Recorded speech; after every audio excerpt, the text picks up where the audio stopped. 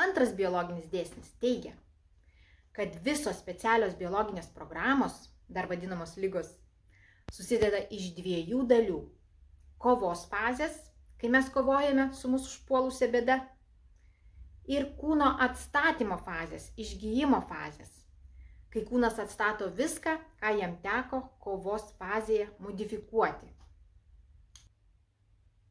Taigi, kai mus ištinka kažkas visiškai netikėto, ką mes buvom visiškai nepasiruošę, ir tai yra mums dramatiška, ištinka šokas.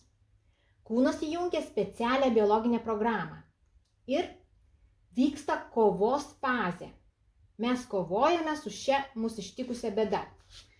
Mus kamuoja ištisinis stresas, kovos būsena, įkyrios mintis apie šoką, padidėjęs kraujo spaudimas, šaltos galūnės, net ledinės, apetito dingimas, svorio kritimas, nemiga, dažnai atsibundama tarp 1 ir 3 valandos ryto, pats kūnas mus žadina. Ei, tau gresia pavojus, daryk ką nors. Kai mes išsprendžiame šią bėdą, arba ji pati kažkaip išsisprendžia, mes atsipalaiduojame, daugiau nebebijome, nustojame nerimauti. Kūnas supranta, kad mūsų gyvybei pavojus nebegresia ir įjungia kūno atstatymo išgijimo fazę. Ir atstato viską, ką jam teko modifikuoti. Mus kamuoja mieguistumas, vangumas, geras apetitas, svorio priaugimas, skysčių išsiskyrimas, skausmas, tinimas, naktinis prakaitavimas, uždegimai, rando susidarimas. Kūnas grąžina mus atgal į normą. Kągi ten tas mūsų kūnas išdarinėja toje kovos fazėje su tikslu mums padėti?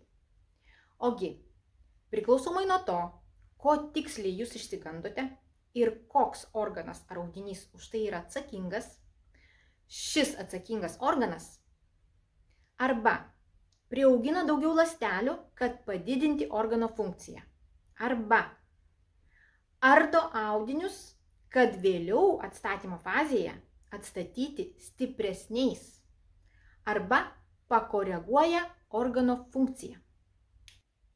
Kovos fazėje, priklausomai nuo to, ko tiksliai jūs išsigandote ir kuris organas ar audinys atsakingas už šią baimę, šis organas ar audinys augina auglį ar daugiau ląstelių, kad padidinti organo funkciją. Mes tai suprantame kaip vėžį. Pavyzdžiui, plaučių vėžys – tai mirties baimė, savo ar artimo. Priauginama daugiau ląstelių, kad pagerinti dujų apsikeitimą ir suteikti jums daugiau šansų išgyventi. Net jeigu jums mirtis tiesiogiai fiziškai ir negresia, bet jeigu jūs jos bijote, kūnas vis tiek įjungia šią specialią biologinę programą jūs gelbėti. O atstatymo fazėje, kai nustojate bijoti mirties ar susitaikote su ja, jūs kūnas perjungia į atstatymo išgijimo fazę ir vyksta plaučių uždegimas. Kas tai yra? Šių priaugintų ląstelių šalinimas mikobakterijų pagalba. Visus šios procesus reguliuoja smegenys. Tiesiog, kai jūs būnate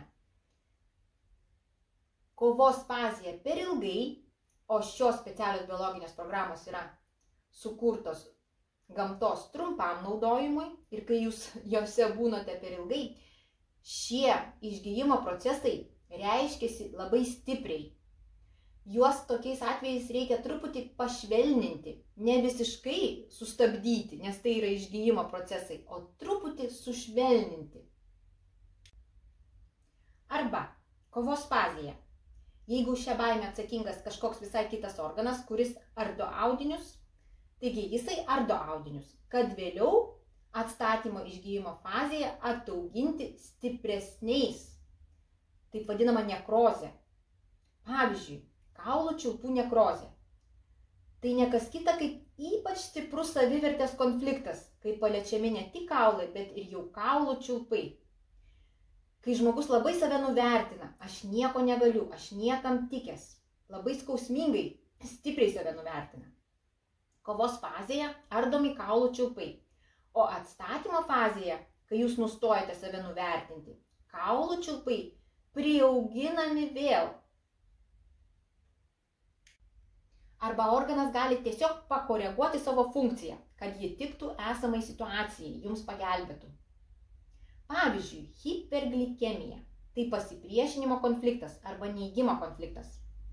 Pasiruošimas kovai – kūnas užtvenkia insuliną, kad kraujyje susikauptų daugiau gliukozės, raumenys turėtų daugiau jėgos, kad atjungti priešininką vienu smūgiu.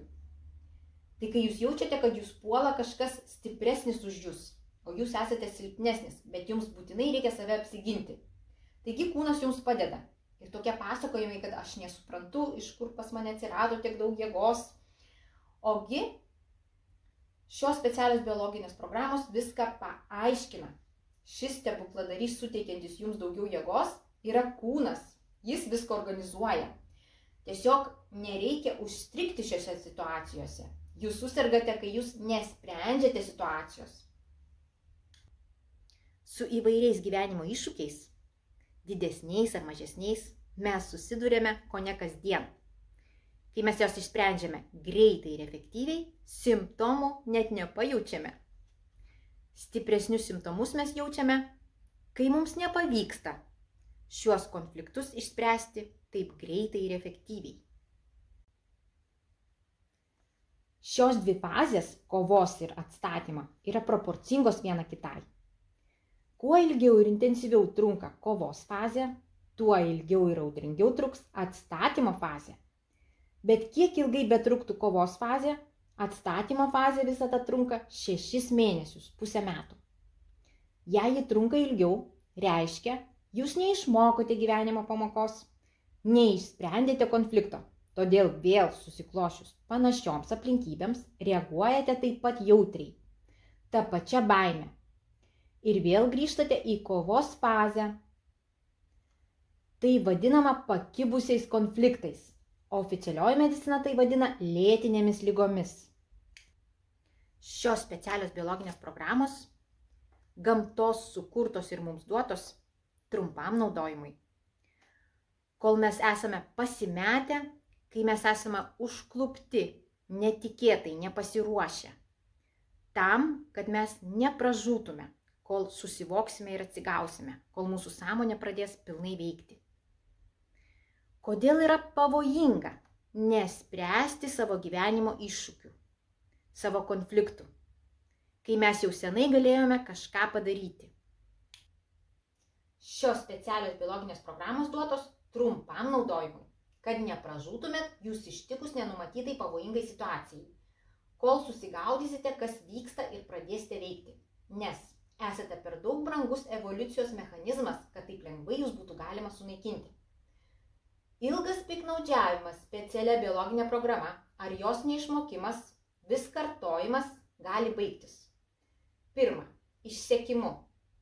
Jei dieną naktį be pertraukų siaubingai smarkiai bijosite ir nerimausite, jūs tiesiog išseksite, išsekinsite visus savo organizmo resursus. Antra, tai gali baigtis randais. Kiekvieną kartą praėjus specialiai biologiniai programai susidaro randas. Tai toks jungiamasis audinys. Kuo daugiau randų, tuo mažiau organų funkcijos. Tuo mažiau organas atlieka savo funkcijos. Pavyzdžiui, kepenų cirozė. Na, o trečias siaubas baubas, kuris jūsų laukia. Jeigu metus, daug metų tupite, bijote, nesprendžiate savo gyvenimo iššūkių, nekovojate už save. Jūsų laukia tokiais atvejais egzaminas kiekvienos specialios biologinės programos. Atstatymo išgyjimo fazės viduryje yra krizė, egzaminas. Gamta jūs egzaminuoja, kaip išmokote pamoką, palikti jūs ar ne. Atstatymo fazės viduryje yra krizė. Tai trumpas konflikto pakartojimas, kuris trunka nuo 3 sekundžių iki 3 dienų.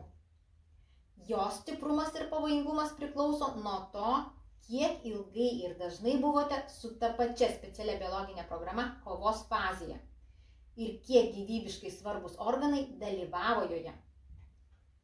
Krizės – tai epilepsijos priepuoliai, astmos priepuoliai, širdies infarktai, kepenų koma, smegenų edema dėl Hamerio fokuso šalinimo, kurios pikas vyksta atstatymo fazės viduryje. Smegenyse šiomis dienomis vyksta tsunamis. Šios krizės būna ypač pavojingos, kai jūs užsibūnate kovos fazėje per ilgai, daug metų.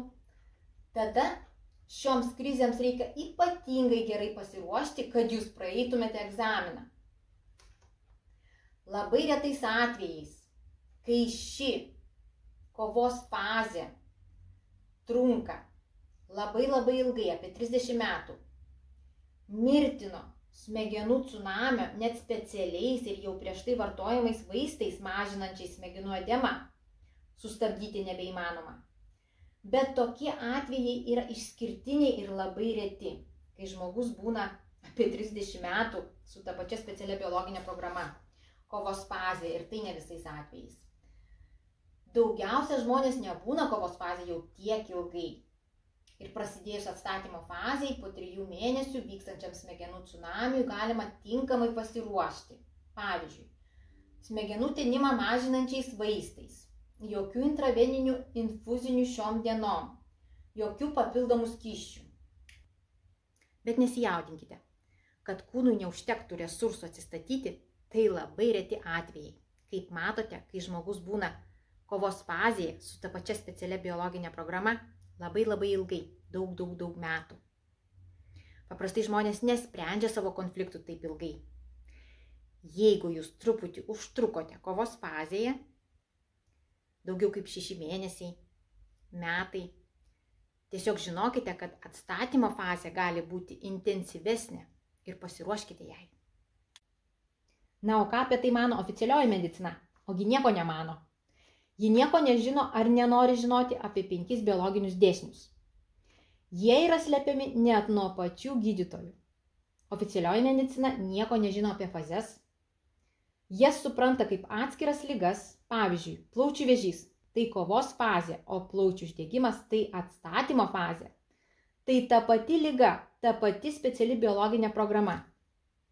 Oficialioji medicina tai supranta kaip kažkokias atskiras ligas.